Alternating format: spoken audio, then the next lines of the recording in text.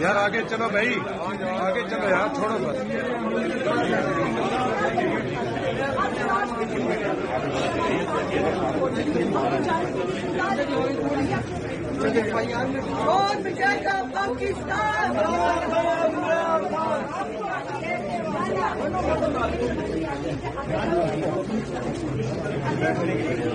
آیا تھا یوتھ میں، ان کو اس سے بھی ڈر لگ رہا تھا. وہاں پر ہم پہنچے تو یہ 4 لوگ کھڑے ہوئے تھے. تو 4 لوگوں کو ہم نے کہا کہ جی ان 4 لوگوں کے ساتھ برا نہ ہو جائے. ان کے ساتھ نیکی کرنے کے چکر میں انہوں نے کہا جی ہم نہیں مزاحمت کرتے. آپ نے FIR نہیں پڑھی؟ ایک نیا میڈل، ایک نئی FIR.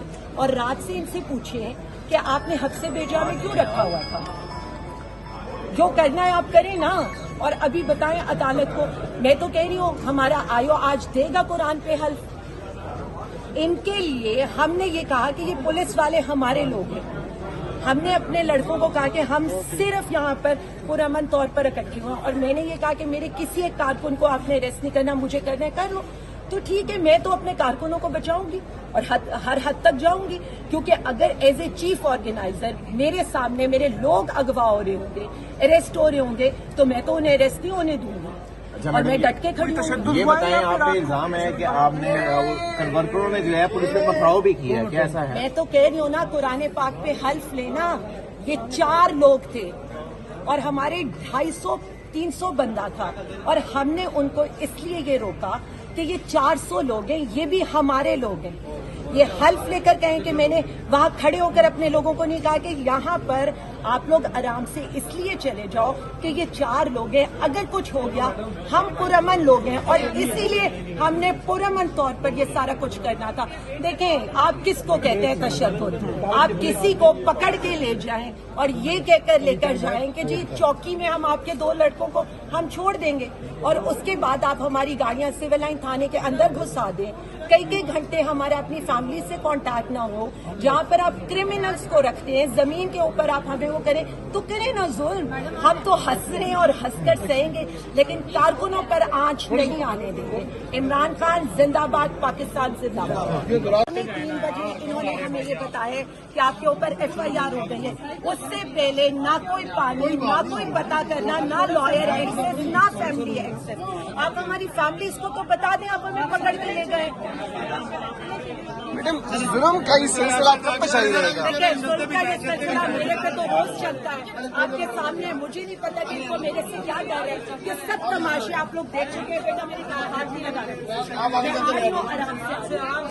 میں صرف اتنا کہنا چاہتی ہوں کہ جتنا ظلم کرنا ہے نا کرنے، اس کے بعد یہ وقت گزرنا ہے اور یہ ضرور گزرے گا. ہم ہنس کر برداشت کریں.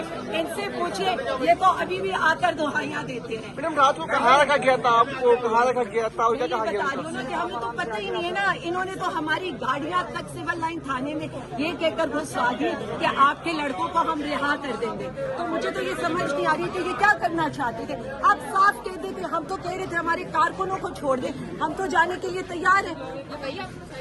FIR میں پتھراؤ کا ذکر ہے، مجھے تو یہ سمجھ نہیں آتی ہے نا مجھے یہ سمجھ نہیں آتی ہے کہ اگر ہم ان کو بچائیں گے، اگر ہم ان کو یہ کہیں گے کہ ہمارے لڑکے آئیں گے ہی نہیں ادھر، اور آپ لوگوں کے سامنے میں خود کھڑی ہوں. ان سے پوچھیں کیا ان کے سامنے میں خود آ کر کھڑی ہوئی ہوں؟ ایک پتھر نہیں گیا.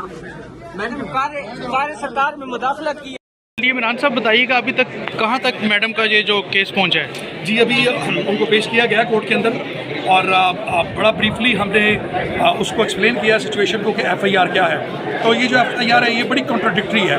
اس میں آج IO صاحب نے جو انویسٹیگیشن آفسر ہیں انہوں نے پہلے سے ہی 2 لوگوں کی ڈسچارجی بنا کے لے ہیں، ایک شمیم آفتاب اور ایک ان کے ڈرائیور.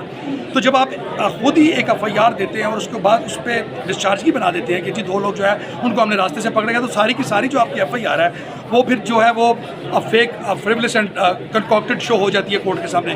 تو مجھے بڑی امید ہے کہ we are not only asking for the bail, we are asking for the discharge کی.